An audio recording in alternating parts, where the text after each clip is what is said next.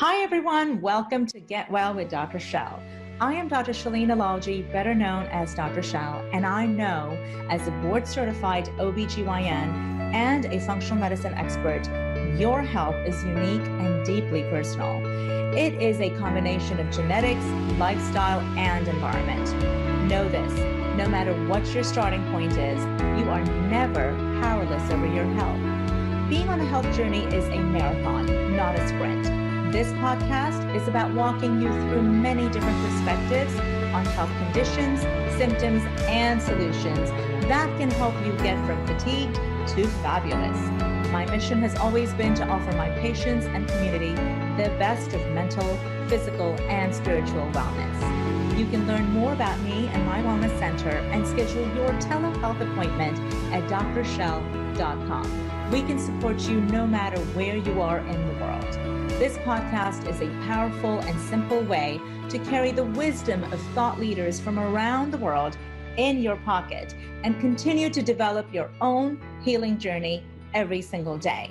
So let the journey begin. Hi, and welcome to my Navigating Life series under the Get Well with Dr. Shel podcast. Today, I want to discuss something that's very important to all of us, faith. For me personally, I feel that faith literally saved my life and that of my family. I'd like to start with a quote by Thomas Aquinas. To one who has faith, no explanation is necessary.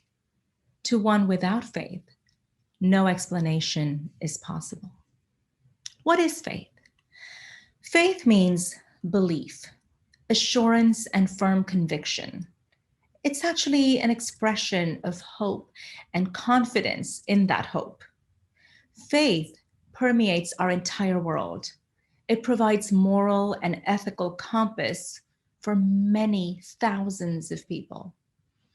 Actually, there's evidence that faith is increasingly moving into the public sphere, affecting both economic as well as social life, even beyond individual religious practices.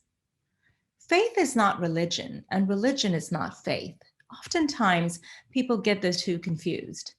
Faith is really more emotional and spiritual.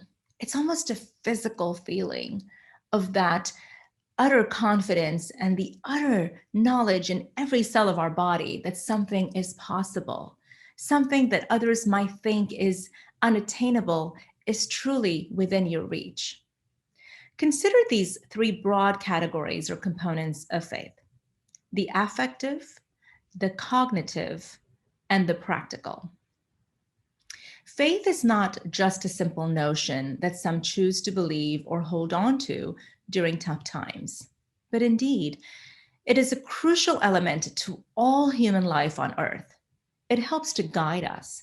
It illuminates the path in times of darkness, and it gives us all strength in the time of weakness. And God knows, we all agree that the last year and a half has been incredibly trying for millions of people. Literally millions of families have been affected by this pandemic, including myself. I lost my father in January due to COVID. And I'm not alone. Millions of others lost their loved ones, whether it be a parent, a child, a sibling, a spouse. So many people have lost their lives. Our life has turned upside down. We have a new reality now. We have a new way of life. And without having this faith that things will improve, truly, we are nothing. I'd like to share some research that has been done. And so much research has been done on faith and the role of faith. The World Economic Forum's Global Agenda Council on the Role of Faith has investigated in its report, Does Faith Matter?, some of the ways in which faith and spirituality have a very positive impact on society.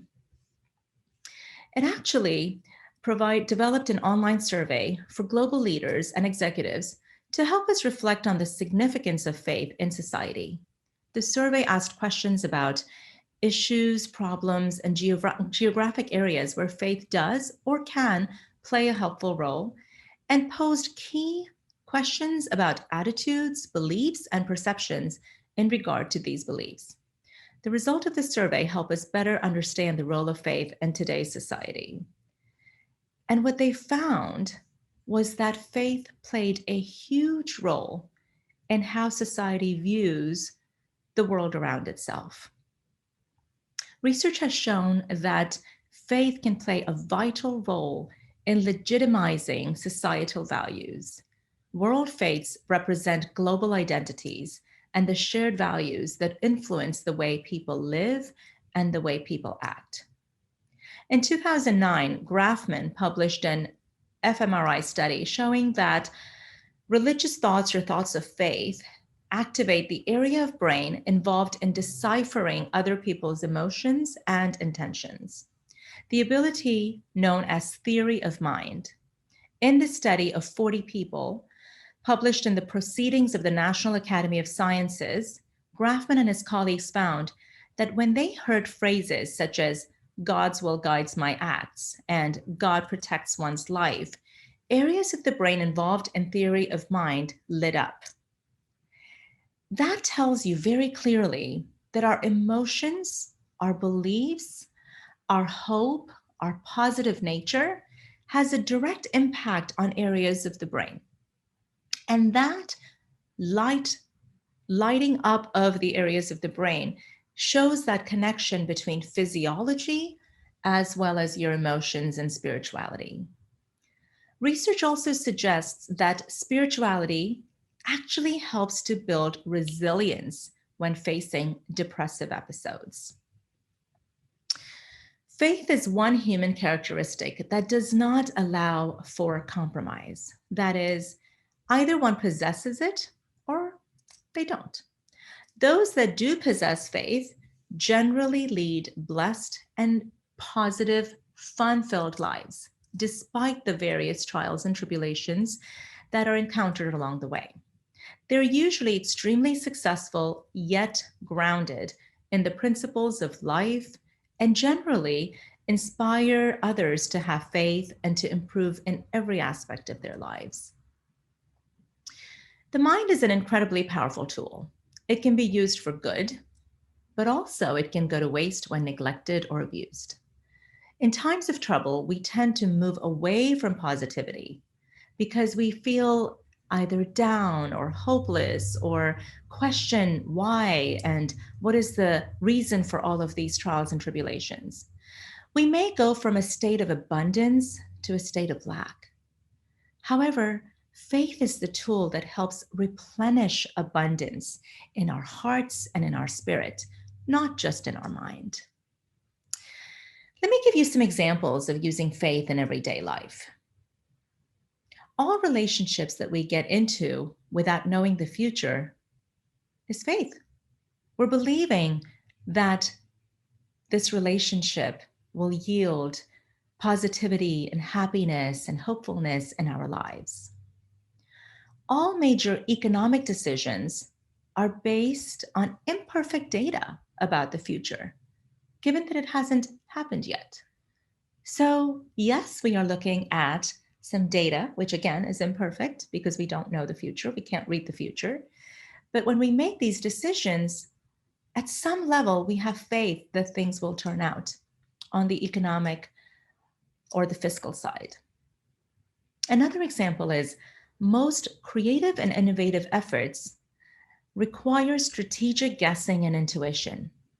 So when we think about our creative side of our mind, when we think about how to solve a problem that might be happening, and it may be a problem or an issue that is relating to many different people, thousands, sometimes tens of thousands, hundreds of thousands. And when we're trying to come up with creative, innovative efforts, I'll give you an example in the field of assistive communication technologies. As most of you know, my husband has ALS, and so communication is a challenge.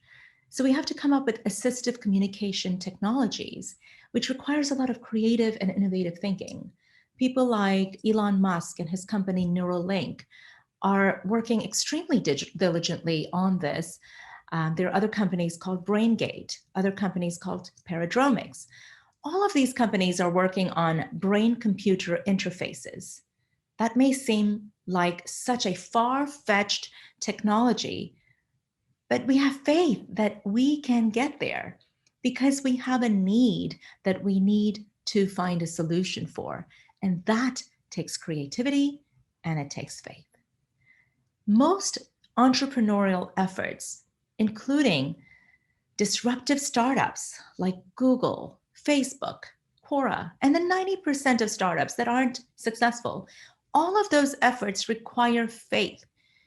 If we didn't have faith when we had Steve Jobs start Apple, if he didn't have faith that he could come up with something so brilliant and so innovative, most of us wouldn't have our iPhones or iPads or MacBook Air.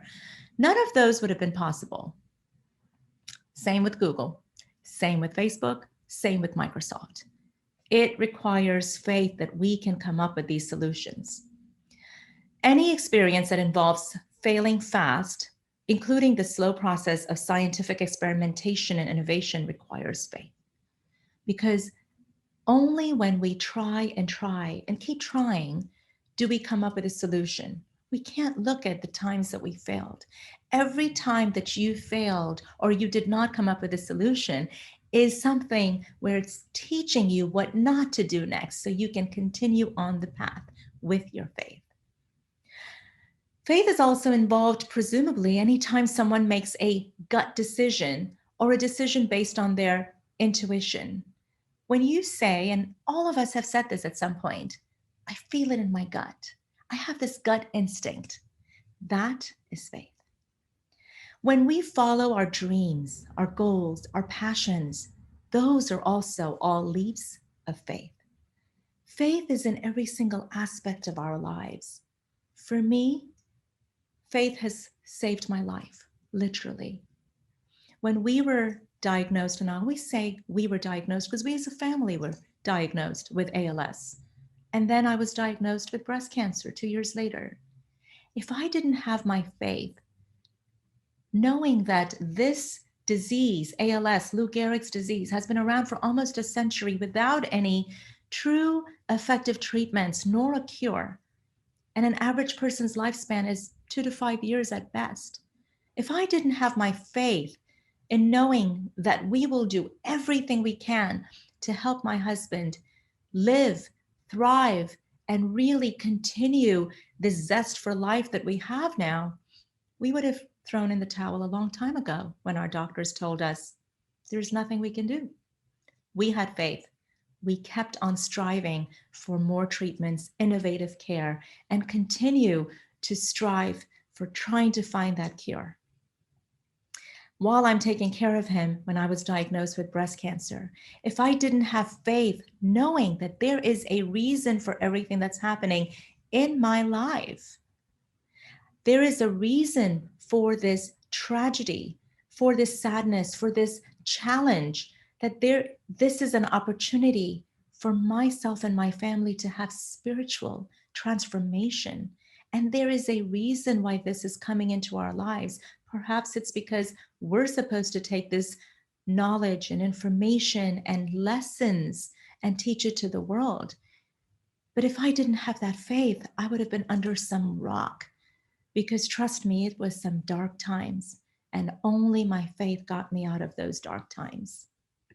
So I want to give you a couple of takeaways.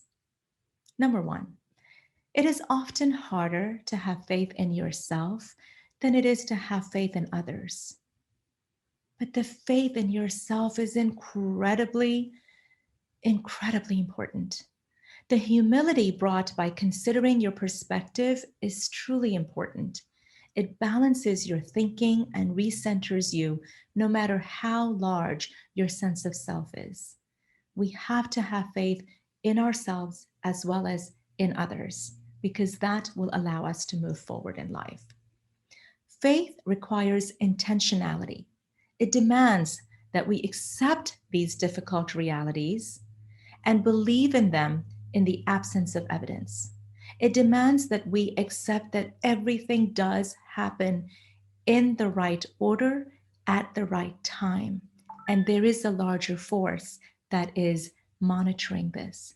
We simply need to do our part, work hard, surrender, and believe.